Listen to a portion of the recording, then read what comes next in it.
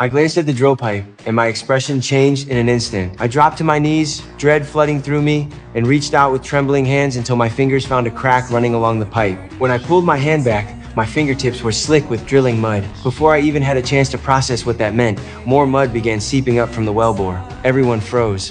Jason, are you seeing this? Shit, we got flow out here.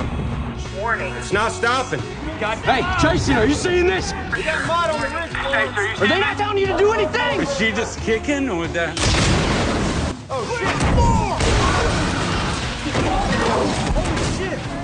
In the control room, they immediately activated the annular blowout preventer. As the rams clamped down hard, the surge of mud was cut off, at least for the moment. But the platform had already descended into chaos. Workers were scrambling in every direction. Someone slammed into me and knocked me to the ground. I fought my way back to my feet and shouted toward the control room, demanding to know what to do next. Jason pointed to the diverter line and told me to open the drill pipe valve to bleed off the pressure. I didn't hesitate. With mud raining down on me, I charged forward and wrenched the valve open. At first, it seemed to be working. The violent surge began to ease, but none of us realized we were only watching the opening act of a nightmare. Deep on the seafloor, seismic activity was building into something far more powerful. The annular preventer, already pushed well past its limits, had no chance against the onslaught of high-pressure debris. It shattered under the force of the rock fragments. Shards tore up through the pipe with savage force, and with nothing left to hold it back, mud went screaming through the entire system, straight toward the diverter control room. One of the workers heard a strange metallic groan and turned toward the valve, and in the next instant, mud blew through the seams. When the alarms went off, Andrea assumed it was just another routine system fault and didn't think much of it until she realized her calls were going unanswered. Everyone was desperately trying to crank the valve shut. A veteran worker kept screaming at the top of his lungs for people to run. He knew exactly what was coming.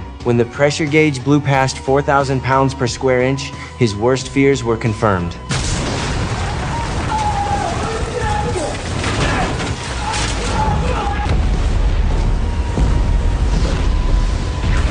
Jason ordered the second set of blowout preventers activated, but at this pressure level, it was nothing more than buying us a few extra seconds. My crew and I made one last desperate sprint back to grab whatever time that gave us to evacuate. By then, whatever was happening on the ocean floor had gone completely critical. The first ones to feel the full fury of the sea were the very men and women running for their lives.